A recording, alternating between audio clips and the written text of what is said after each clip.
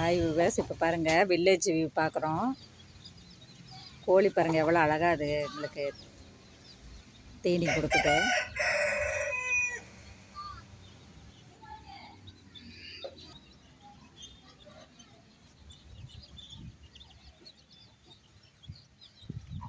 நாலு வெள்ளை 3 கருப்பு இருக்குது.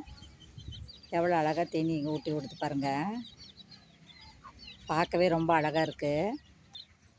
இந்த இடம் ஃபுல்லாக நிறைய கோழி இருக்குது.